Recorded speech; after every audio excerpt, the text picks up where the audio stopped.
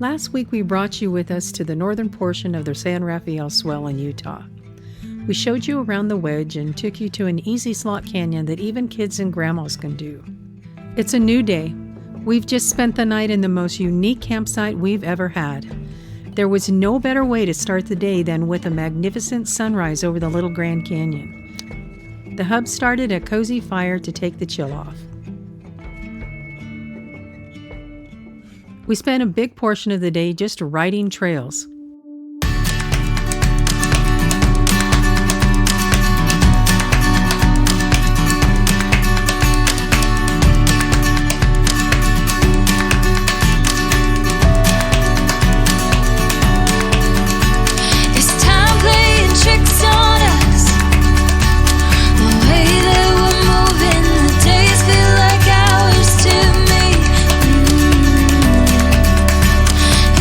Through it all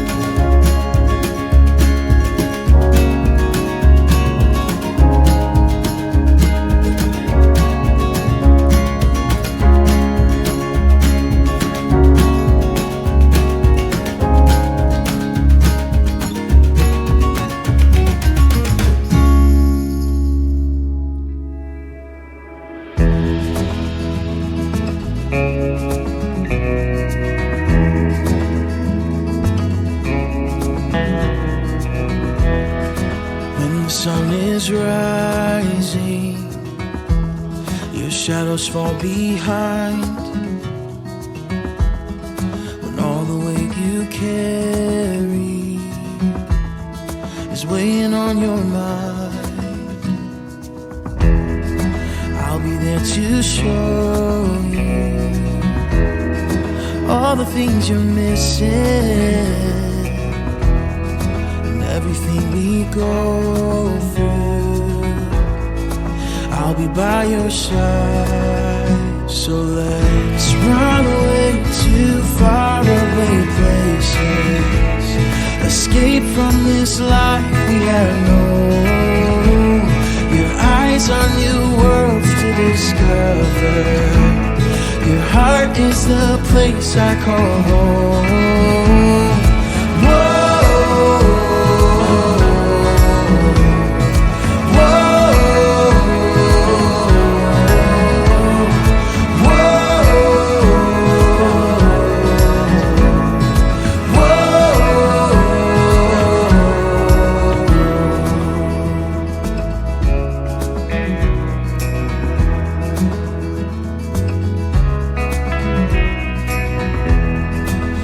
Is an adventure anywhere we are, and no season that we enter can ever be too hard. So let's run away to faraway places, escape from this life we have known. Your eyes are new worlds to discover. Your heart is the place I call home. Whoa, whoa,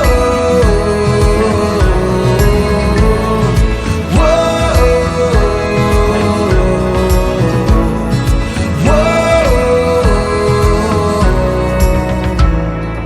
When the sun is fading and the years have all gone by, I will still be waiting to lead you through the night. So let's run away to faraway places, escape from this life we have known. Your eyes are new worlds to discover. Your heart is the place I call home. Let's run away to faraway places. We'll make a new life of our own. Your eyes are new worlds to discover. Your heart is the place I call home. Whoa.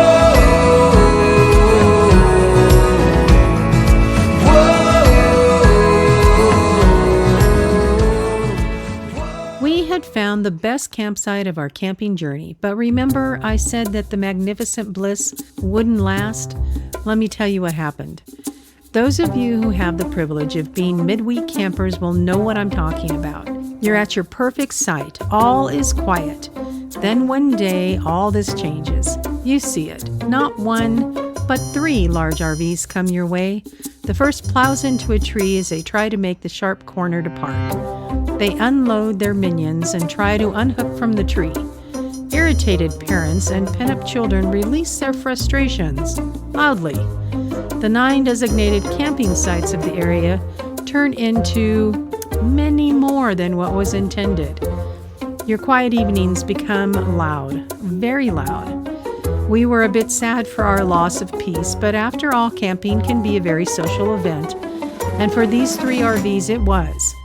If we were to do it again, we'd move to the many campsites along Buckhorn Wash for the weekend for a bit more peace. The next morning, we headed back to Buckhorn Wash to see some of the roadside attractions. Coming from the north, our first stop was the MK Tunnels. These passages were hollowed out of the Navajo sandstone in 1948 under the orders of the Department of Defense.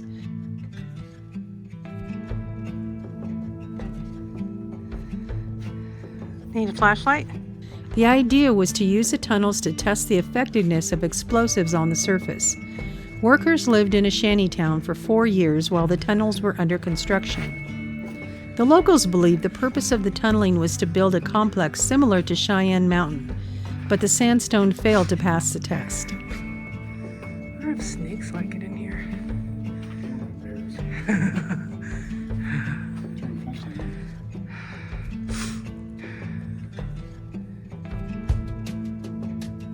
The trailhead to view Ruin Arch begins at the MK tunnels.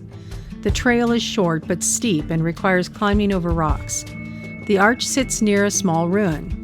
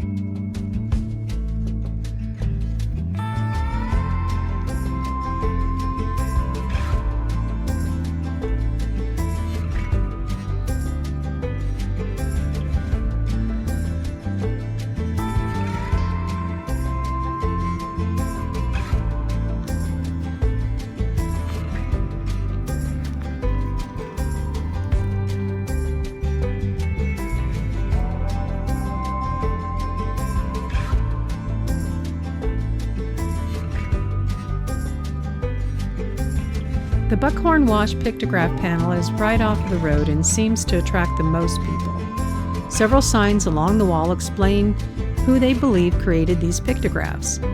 Questions are asked to help us think critically about what we're seeing. There's a lot we'll never know. The panel was restored in 1996 after vandals covered the area in graffiti.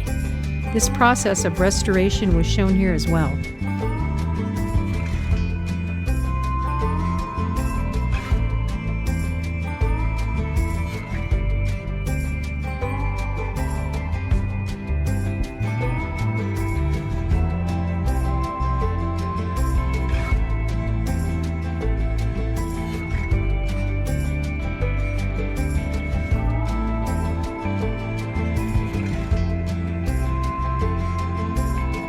Further down the road, we stopped to see the swinging bridge.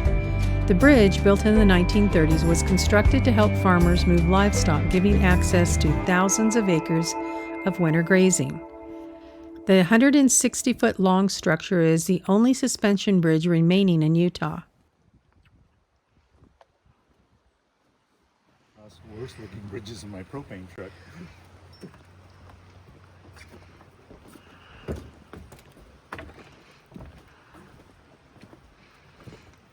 How did Kendall get off the side of the bridge and hang there to do that? Visiting all these sites made for a nice morning, but we are about to see the real reason the Hubs wanted to return to Buckhorn Draw. You see, at the end of our trail riding yesterday, he saw a sign directing balloon crews to a camping spot. He followed the sign and found 5 balloons and their crew camped in an open area. After talking to one of the crew members, we learned that they were having a mini rally of sorts. You see, the Hubs was a balloon pilot for 30 years. He had found his people.